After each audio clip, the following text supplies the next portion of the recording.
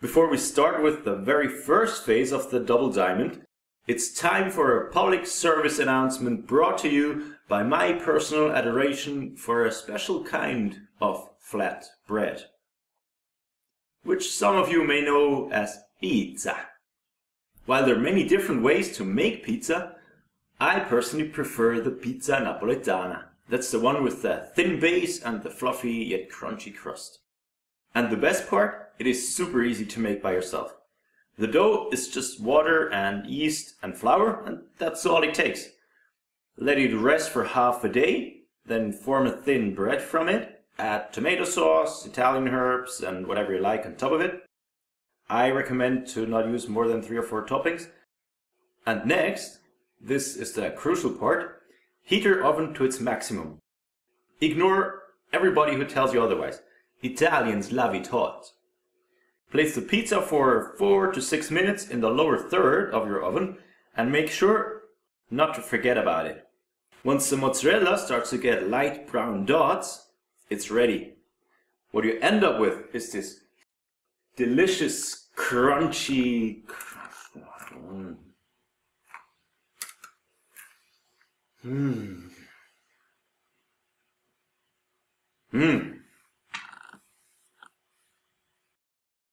You have learned a lot by now.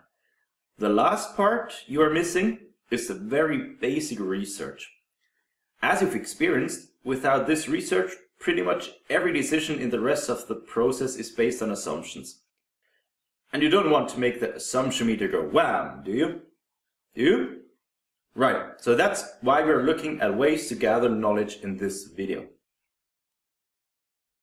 Your first step is always to question the initial brief you've received. Try to see what is missing. Try to see hidden opportunities within. More often than not, your stakeholders will approach you with a fixed idea or a solution for the problem they have. And your job is to find the underlying needs the user is trying to fulfill. There is nothing inherently wrong when your stakeholders suggest a possible solution. But it's your job to gently suggest to do some further research. But it's your job to gently insist on doing some research before you start designing. As we've already touched, it's really important to include stakeholders in the whole design process. But especially with the early research, it is hard for people that are not accustomed to UX to understand why it is so important. For most of them, it's really hard to understand just how different our users interact with our products. More often than not, our colleagues will think they know exactly how our users will interact with a certain feature or not. Now, telling them how important this early research is so much more difficult than showing them. Telling them that it's not that simple and how fundamental research and validation is to UX is really hard. And it's way harder than showing them. You'll be amazed how much buy-in you get from stakeholders down the run when you include them in the early research phase and they can see it for themselves, how different users can be. Let me tell you a story that happened to me a couple years ago. And since then, I've witnessed this time and time again.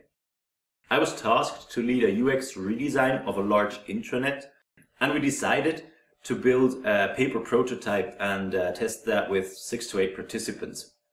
With me, I had 2 team members from the client for the whole duration of the UX project. One of them was generally interested in UX. That was great. The other one, well, at one point, he told me he doesn't want to talk to the users anyway, and the only thing he's interested in is getting into my mind and getting my expertise. And anyway, if I've got a question, I could just ask him because he had printed out the intranet and read it, which he actually had. So, because of that, let's call him Mr. Brain, okay? For your better imagination, Mr. Brain was about 55 years old. Tall, good-looking man, wide shoulders, former firefighter, tough guy, and very self-confident. He used to lead million-dollar projects for the last decade or so. So just so you can imagine this tall guy. After some ideation, we started to sketch our prototype. And I tried my best to include Mr. Brain in this, but the only thing that he would do was sit there and sometimes doodle random stuff. But he wasn't helping at all. And in the end, his colleague and me, we had to do the whole prototype ourselves. On the first day of the usability test, I was worried, to say the least. The first user was a young lad who had just started to work with that company, and because of that, he didn't know that much about like the internal structures and what each department would offer. So obviously he had difficulties with the harder tasks in our usability test.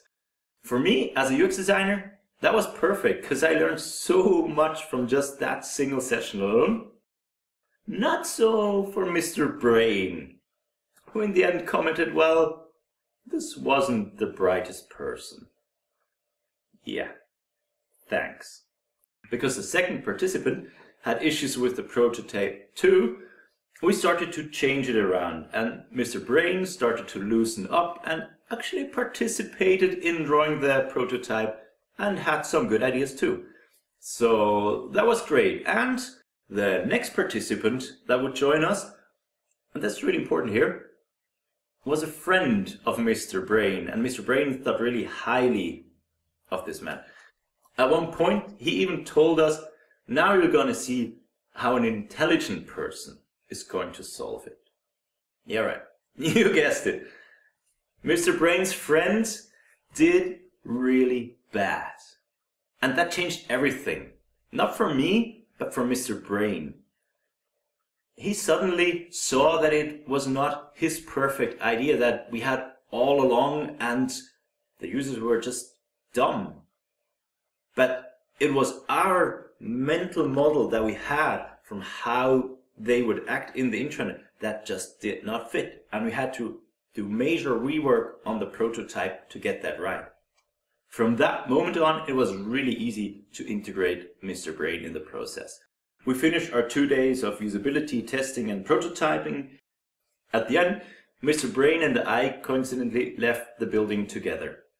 And he told me that, quote, it was very interesting for him to see the difference in how people thought. I could have argued with him forever and not convince him. He had to see it for himself.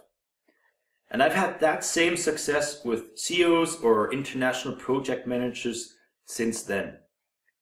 If I can get them to participate in 1 or 2 usability tests, they will grab the concept and they will believe in UX once they've seen it. So I can't stress this enough. Showing how UX works is so much better than telling. Anyway, next let's have a look at the assumptions that we encountered during our design process of the digital assistant. In phase 4, we weren't sure if our customers were looking for one specific style or if they would just like browse around and get inspired. And we didn't know if they would trust the pictures of the VIPs or if we maybe need more natural pictures to convince them. So these are 2 points that you regularly run in while designing if you don't have the data to back up. Like the details, do we choose A or B? Now, research is one part. You can do it afterwards with A/B testing on your live product, or if you're already in a product and you're starting to redesign a feature, you can A/B test in the current product. These are questions that you can answer in an already running environment. Then on 2 occasions, we didn't know what to focus on. This is more a strategic question that we have to answer. And for this is usually something that needs early research to be answered correctly. The last one that we ran in were pains and desires and jobs of our customers. Now, these are just some typical assumptions that you run into during the design process. When doing early research, there are 3 key aspects that you want to cover to answer those questions in the further process. The first one is users. Who are they? What do they feel? What do they fear? What do they love? All these questions, the emotional questions, go into this key aspect. The second one is tasks. What are they trying to achieve? Like, what is the underlying problem that you, with your product, are trying to solve? And the last one, and this one is really important and gets often overlooked, is the environment.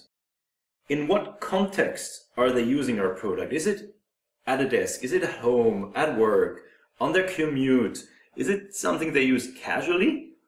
Or do they really focus their attention on it while using it? These are all questions that you have to answer in the first phase of the double diamond. If you've covered all these aspects in your early research, you have a pretty good foundation for the rest of the process.